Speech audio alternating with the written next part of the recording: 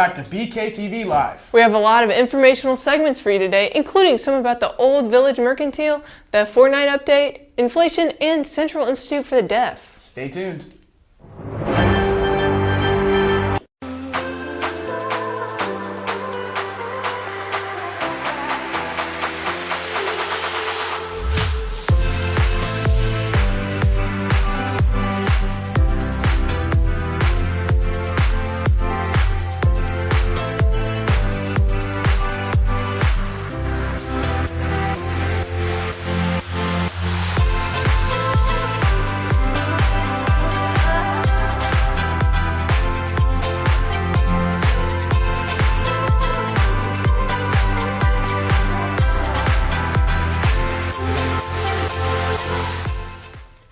First up, did you know Caledonia has one cool candy store? No way. Jack and Jared take us there to learn about it. 30 minutes away from Farmington is the Old Village of Caledonia. The town has a current population of 130 people. The owner of Mercantile General Store, Nina Gilliam, explains more on the importance of the town's history. The town was founded in 1819. We just had our bicentennial, and we were very excited about it. We had all the celebrations of the bicentennial. It's a National Historic District with 33 homes and businesses in the district. And it got put on the National Historic Register around in the 1950s. But this building in particular is an authentic 1909 general store on the National Historic Register. Well, so we have many state parks all around us, and a lot of people come and they'll go to the Elephant Rock State Park or Johnson Shut-in State Park or Dillard Mill or the Council Bluff Lake or Hughes Mountain and do hiking. There's a lot of things surrounding us, but we also have one of our buildings that was used as a Civil War hospital, and we have a Phillips 66 gas station that is on the historic register, and it has the old gas pump and it has a fireplace in it, and it's a tiny little building, but it's really, really neat. So so we have a lot of interesting history that's in this village, and a lot of things to see while you're here. Gilliam tells more about the Old Village Mercantile General Store. Well, we have, we've been in business for 20 years. We actually saved the building. There's so many general stores across the country that have just disappeared, or they're not in their authentic state.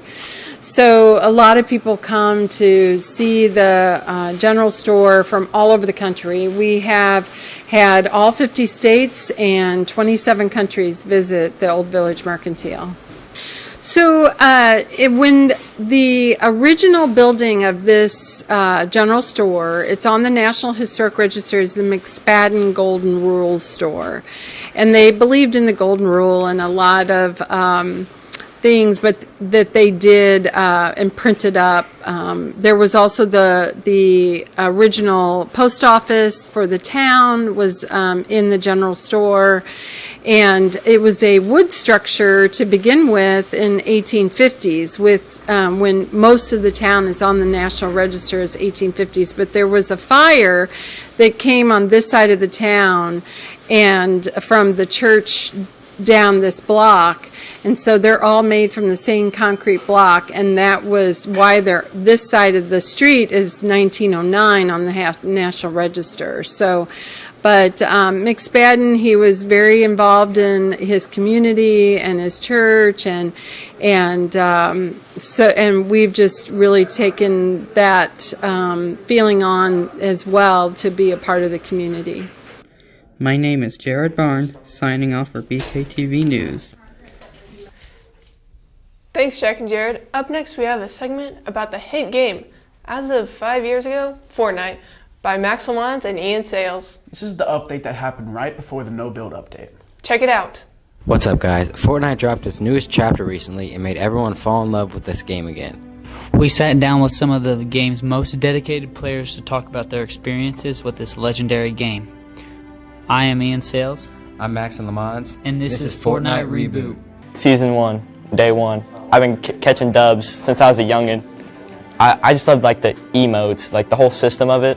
I love just like boxing a kid and then emoting on him. It's just so fun. I love playing with my friends, just catching dubs. It's just so fun. It's probably the funnest game ever created.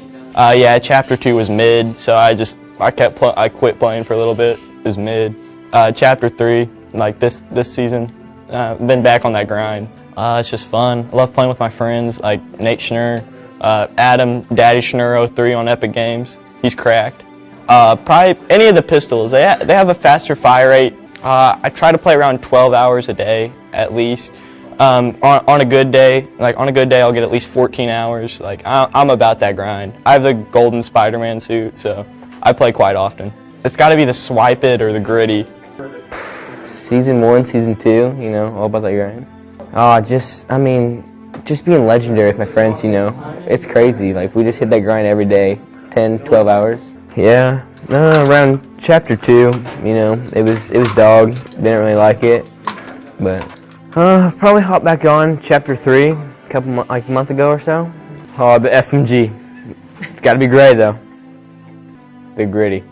I started playing for real in Season 2. I enjoy playing Fortnite because I get to spend quality time with friends, you know.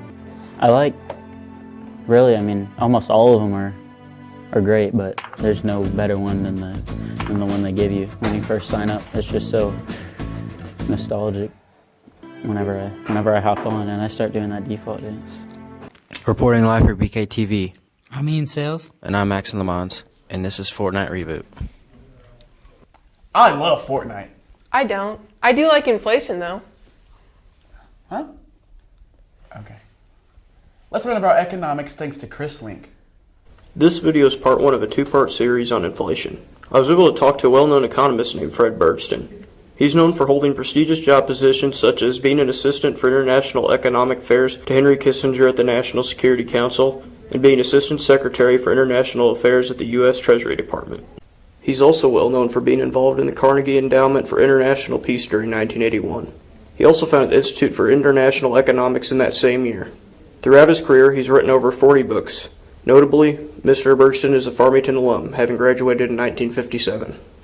What are some factors that cause inflation? Well, there are two main factors on the two sides of the economy, supply and demand. Demand pressures like consumer demand or investment expand excessively. You can get upward pressure on prices. Likewise, if there are shortfalls on the supply side, a big decline in energy production, or like now, disruption in supply chains for things like semiconductor chips, then you wind up with shortages of product which drive prices up. So it's always the combination of the two factors. Policy affects it. If monetary policy in particular is too loose and the central bank is pumping out excessive amounts of money, then you can also get inflationary pressure. Too much money chasing too few goods is the way it's sometimes put. Likewise, the government can contribute to excessive demand by running big budget deficit, excessive tax cuts, spending increases. Any of those factors can add to the inflation picture, but it's always some combination of those two things, excess demand and falling supplies. The government has a lot of tools to deal with inflation. The most important is really held not by the government per se, but by the Federal Reserve. I'm not a monetarist, and I don't think that monetary conditions are the primary determinant of inflation in all cases. But in terms of policy tools, the most effective is monetary policy. The ability of the Federal Reserve to ease money through reducing interest rates or pumping money into the economy can increase inflation. And conversely, when inflation is rising excessively, like now, the Fed has to take the punch bowl away before the party starts, as is frequently said, meaning they need to raise interest rates, cut back on the expansion of the money supply. In the current case, cut back on their quantitative easing, their purchases of financial market assets. Those are the most effective means. The government can reduce demand by tightening fiscal policy, but the problem is that usually takes quite a while, particularly in our system, where you have to get agreement between the two parties in the Congress, between the White House and the Congress, before you can make significant changes in fiscal policy. But over time, reducing the budget deficits, even moving into surplus, as was done in the early 2000s, can reduce inflation. Now, on top of that, the government has a whole bunch of microeconomic things it can do that have some modest effect on inflation. It can try to tighten antitrust regulation to reduce the power of monopolies in the markets and thereby increase competition. And it can liberalize product markets, for example, by eliminating tariffs and other import controls. That reduces prices directly and therefore reduces inflation. So there are lots of things the government can do at a sector-specific level, but the big thing are the Fed on monetary policy and, with a considerable lag, the government with fiscal policy. Like anything in economics, there are pluses and minuses to every phenomenon. Mild inflation can sometimes help stimulate growth, but excessive inflation, meaning inflation that distorts decision makers' economic decisions on consumption, on private investment. If inflation becomes excessive, it can distort the economy and even derail it if it forces the Federal Reserve to raise interest rates dramatically and bring on a recession. In fact, most U.S. recessions in the post-war period have been caused by exactly that phenomenon. Inflation gets moving too fast to be acceptable to the public, distorts economic decisions, distorts income distribution, and therefore the Federal Reserve has to tighten to bring things back into some kind of balance or equilibrium. And if it moves too little, if it moves too late or too much, which it may have to because it's delayed, then you can get a recession. And then that's been the story in most of the post-war period. So a little inflation may be a good thing or at least acceptable, but excessive inflation, traditionally defined as anything above 4%, 4 or 5%, that can be very unfavorable. Thank you, Chris. Hey, Maggie. Did you know there's a school for deaf students right in St. Louis? I did know that. Let's go to me to find out more.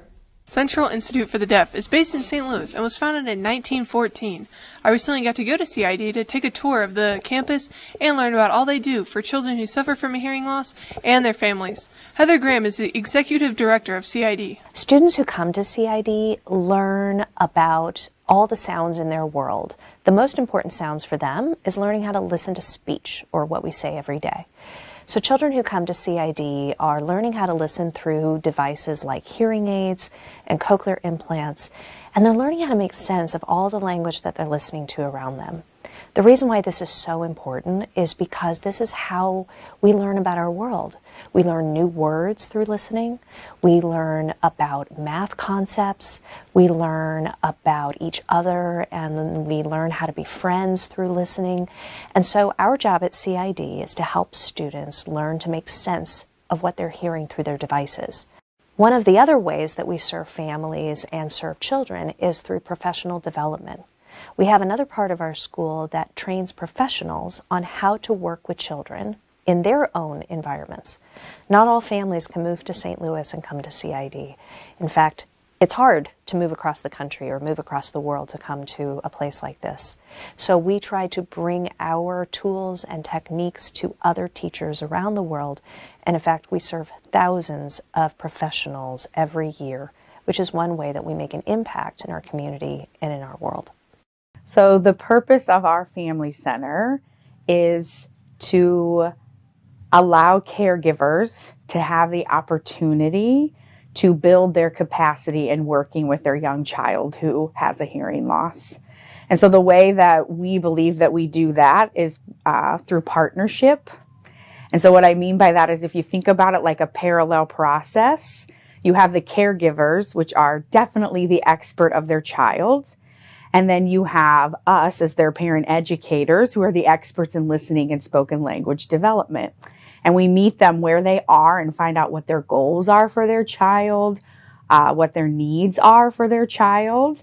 And we meet them there and help them learn how to take strategies that we know to be true to help children develop listening and language skills, to take those strategies and put it into their everyday lives in order for the child to then reach their potential. So if we're parallel with a caregiver, then they can move up and we back out, and here comes the child, and then they are their child's first teacher. Wow, I had no idea such a school was in St. Louis. Thanks, Maggie. Well, that's all for this episode of BKTV Live. Ting.